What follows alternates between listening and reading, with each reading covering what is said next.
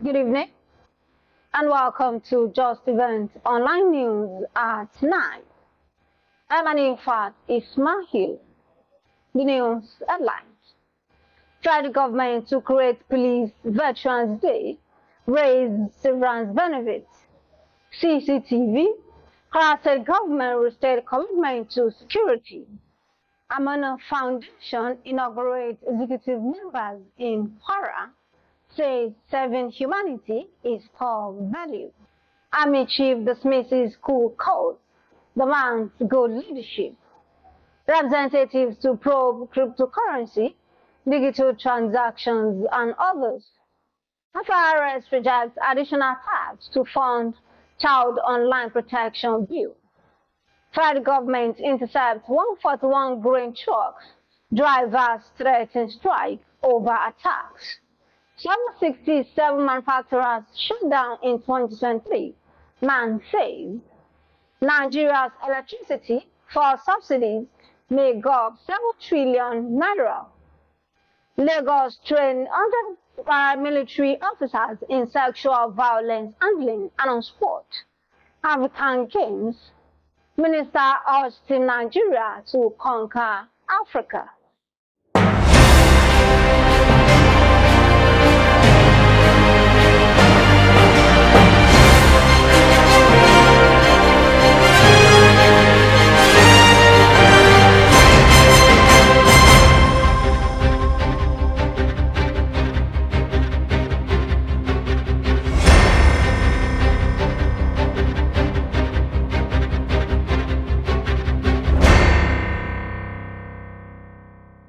Now the news in details. President Bola Tinubu has said that he will ensure an immediate review of the pension and severance packages of retired police officers to reflect the enormity of their contributions and commitment to the country. Tinubu also said his administration would begin processes to issue an executive order to set aside a day between March 5 and April 4th to be officially regarded as National Police and Veterans Day in the country. He stated this in his address at the official launch of the Police Veterans Foundation at the headquarters of the Police Service Commission in Abuja on Tuesday. The president was represented by the Minister of State for Police Affairs, Imam Sulaiman Ibrahim, promised his support for the Veterans Foundation. The Kwara State Governor Abdurrahman Abdul Razak has restated its commitment to install closed-circuit television CCTV camera in all nooks and corners of that state. Governor Abdurrahman said this on Wednesday while declaring open a two-day workshop on sustainable peace and security in all 16 local government areas as an antidote for good governance, organized by the State Local Government Service Commission in Ilorin. The governor, who was represented by Senior Special Assistant on Security, Alhaji Ali Muideen, regarded Kwara State as the most peaceful in Nigeria, adding that the administration will continue to ensure a crime-free state. To all the security agencies, he has renovated some barracks, police stations, and even army barracks, which is presently ongoing. I don't want to keep you waiting if I should continue to enumerate all those things, but I want to tell you without missing words that he has done a lot and he is still ready to do to ensure that Kwara State remains a safe place. And as a matter of fact, creating an enabling environment is what has been his target, so that investors can come in and invest whatever they have for the benefit of Kwarans. For the local government too, I'm aware that even recently, the local government chairmen were given some vehicles and motorcycles, at least to monitor criminal activities in their respective domains. And we will continue to do that. In his remarks, the state chairman, Local Government Service Commission, Alhaji Umar Danladi Shiro, commended Governor Abdurrahman for approving the settlement of all arrears for local government staffs owed by the past administration. He implored the participants of the training to translate all the security tips during the workshop to local government staffers. In their goodwill messages, Commissioner 2 and 3, Ajia Mariam Abdulwasiu Omotayo and Mrs. Elizabeth Olabingpe, appreciated the state governor for his fatherly support, while urging the participants to sustain the temple. Let me give thanks to Almighty Allah for making us witness this training program today. And I want to sincerely appreciate His Excellency, the Executive Governor of Kwara State, Abdurrahman Abdulwasiu, his fatherly support, especially for this training. Because and please, all that you are for this beautiful training today, please don't keep it by yourself. Share it with your subordinates so that the purpose of this training can be achieved for us as individually, particularly for your various local government and Kwara State at large. Thank you and welcome. Type of governor at this crucial time. I will just urge everybody that the governor is giving us what we needed now. The staff. Even your salaries is paid as when due. That also is another plus for our governor. And again, this training and retraining is another benefit for us. Please, I will just urge you to listen attentively so that this also will give another knowledge to our people and our various local governments. The Amana Foundation, under the chairmanship of Professor Olanrewaju Suleiman, DG, National Institute for Legislative and Democratic Studies, on Wednesday, inaugurated its executive members across 16 local government areas of Kwara State. Speaking at the event held in Ilorin, the Kwara State capital, the national coordinator of the foundation, Alhaji Shehu Dare Magobon, said Amana Foundation built its goal on development and service to humanity. He further said the goal of the foundation is built on community development, assuring that no one will be left behind. He advised the newly inaugurated executive members that their commitment and loyalty to the foundation matters most. The history of the foundation, as we are officially inaugurating, the state executives and the coordinator from various local governments for the various local governments in Kwara State. Our goal is built on community development, and it is our responsibility to ensure that no one is left behind. The inauguration of the executive across the board reflects our commitment to promoting the well-being and development of our community and Kwara State at large. Alhaji Dare therefore charged the state executives and the acting coordinators to be a good ambassador of Amana Foundation. Speaking further, he said the foundation has contributed greatly in terms of education, human capital development, health, empowerment, among others. On his part, from our special advisor on political to ex-Governor Abdul Fattah Ahmed, Alhaji Toyin Olokoba described Professor Abubakar as an intellectually sound individual who has capacity and capabilities to lead Kwara to a greater stage.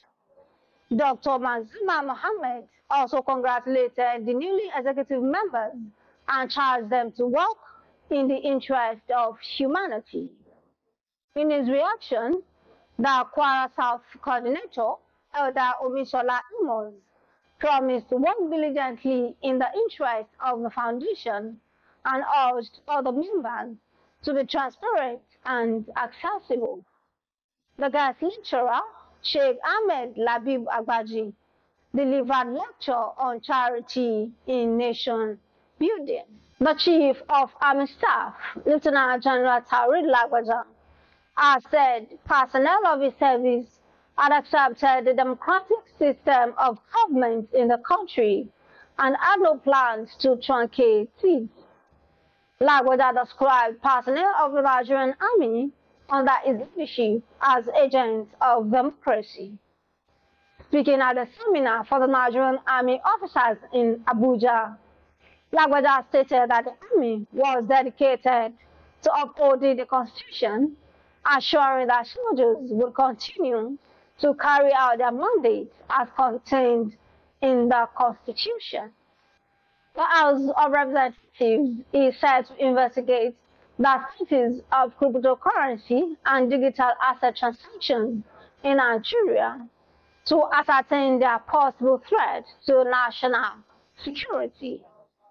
The resolution of the House followed the adoption of the motion on a matter of urgent public importance, moved by a member representing Ifo, Ewikoro Federal Constituency, Ogun State, Mr. Isiaka Ibrahim, on Tuesday.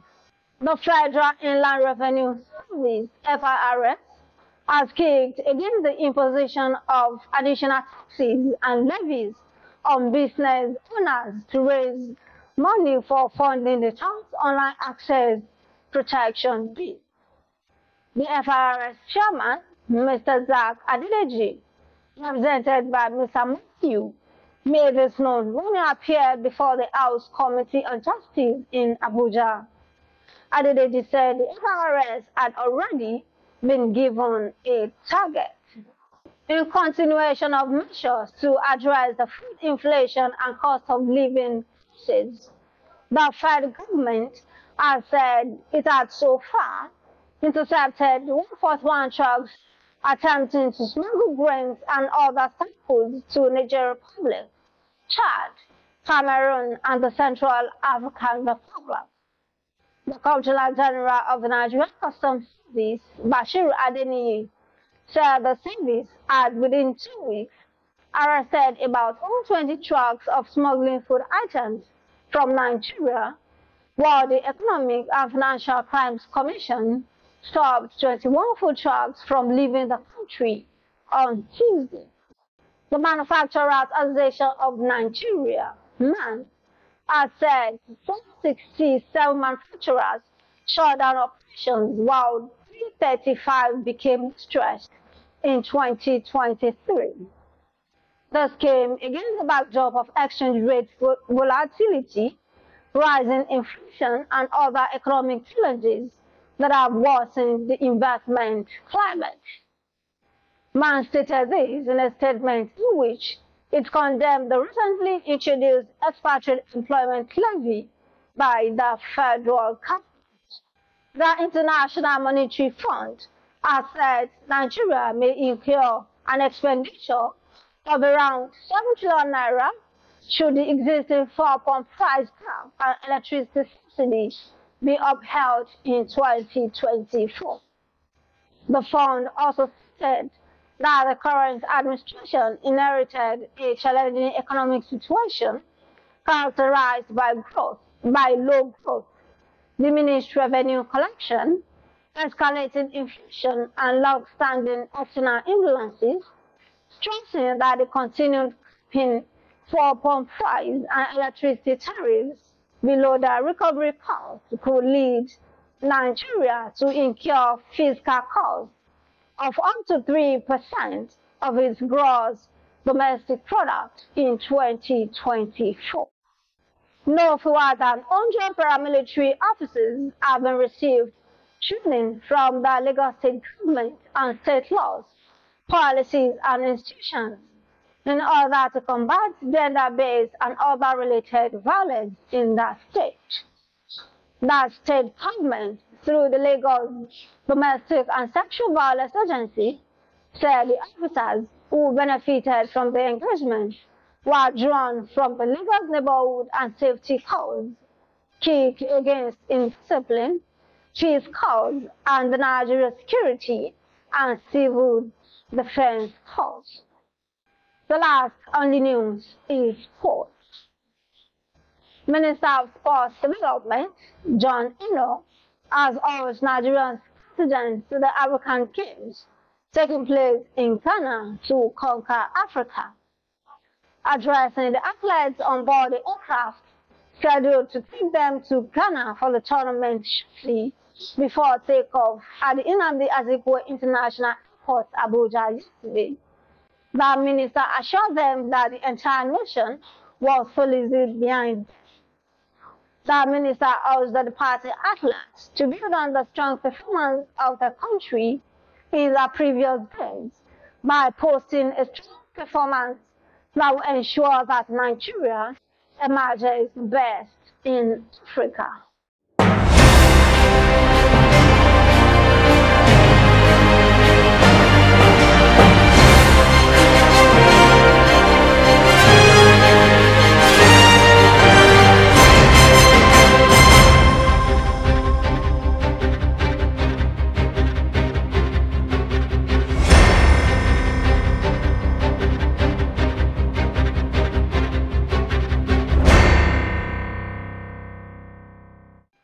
Come to the end of the news at 9. Here's a recap of the story. For government to create Police Veterans Day, raise several benefits. Power State government rested commitment to security.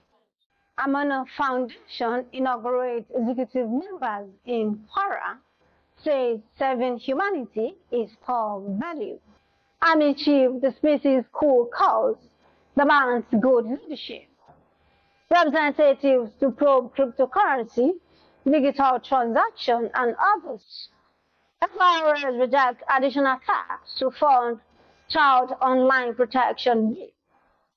Federal government inspects 141 grain trucks as drivers threaten strike over attacks. 767 manufacturers shut down in 2023, man said. Nigeria's electricity for subsidies may go up 7 trillion naira.